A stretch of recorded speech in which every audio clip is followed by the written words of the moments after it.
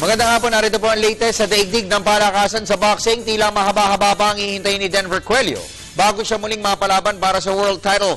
Ito'y dahil matapos ang matagumpay na operasyon sa kanyang noong Lunes, pinayuhan si Cuello ng mga doktor na magpahinga muna ng 1 taon bago muling sumalang sa ensayo. Ang shoulder injury ay natamo ng Pinoy hard hitter sa kanyang failed title challenge kontra Chinese WBC minimum weight champion Xiong Zhaojong noong 1 buwan. May report si Dennis Principe. Bagamat kasalukuyang pang naghihimas ng injury sa balikat, nananatiling buhay naman ang world title hopes ni Pinoy minimum weight prospect Denver Cuello.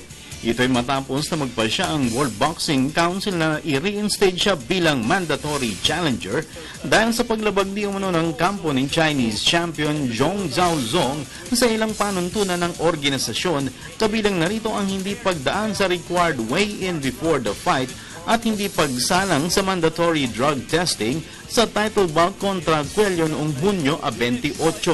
Kaya't ayon kay boxing manager at trainer Aljo Haro, hihintayin lamang nilang gumaling ang balikat ni Cuello at agad sila magbabalik sa training camp para sa ikalawang title shot. So waiting tayo hanggat yung kailan niya makarecover si Denver, pwede agad, no? Isa lang. So but I think lalaban muna yun siguro, hindi na maghintay yung show. Saka lalaban daw muna sila ng isang beses. Ang hiligin ko sa WBC, siyempre, the winner is makakalaban ni Denver. Pinilahad rin ni Haro na willing silang hayaan si Xiong na magdepensa ng corona, pero iginiit niya na with or without a title ay hahamunin nila ng rematch ang Chinese fighter.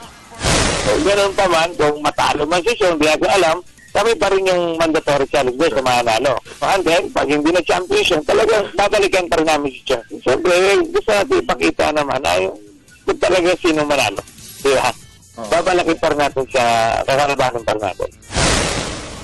Kahapon ay lumabas na ng ospital si Cuello matapos na sumailalim siya sa 6 na oras na operasyon para i-repair ang torn rotator cuff sa kanyang right shoulder. Isang buwang total rest ang kailangan ng 26 anyos na Iloilo Pride bago siya isalang sa rehabilitation program.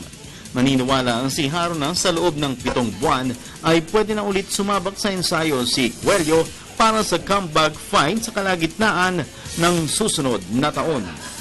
Para sa PTV Sports, Dennis Principe, Television Bayan.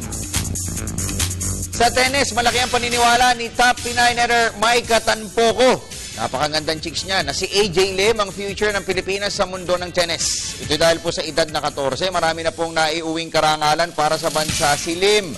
May isang kahilingan lamang po si Tanpoco at ito ay ang mabigyan pa sana ng mas malawak na exposure ang pambatong smasher ng Tennis Academy of the Philippines Foundation. May report si Ms. Keisha Halili. Si AJ Lim, ang potential Manny Pacquiao ng Pilipinas sa larangan ng tennis. Sa kanyang edad na 14, nasa 270th spot na sa ITF Juniors ranking si Lim. Bagay na ikinagulat maging ng ibang nasyon, lalo pat libo-libong ace netters na may edad 16 hanggang 18 ang nalampasan niya sa tally board. Kaya't ayon sa kanyang kaibigang si top Pinay tenniser Maika Tanpoco, huwag lamang maliligaw ng landas ay maaaring maging future ATP Major Tournaments campaigner si Lim. If there's any young contenders na pwedeng maganda yung future sa tennis, one of them talaga po would be AJ. And malakas naman po siya. So lang po talaga, mas physical pa. And I'm sure tumanda po siya, lalo pa pong gagaling po. Pag sa age po ni AJ, talagang magaling po siya. Naniniwala rin si Tanpoco na sapat ang exposure na ibinibigay ng Tennis Academy of the Philippines Foundation kay Lim. Pero hiling ng Young Pinay Beauty na way magkaroon rin ng exposure sa Amerika at Europa si Lim at ang iba pang tennis potentials ng bansa para mas mahasa ang kanilang talento.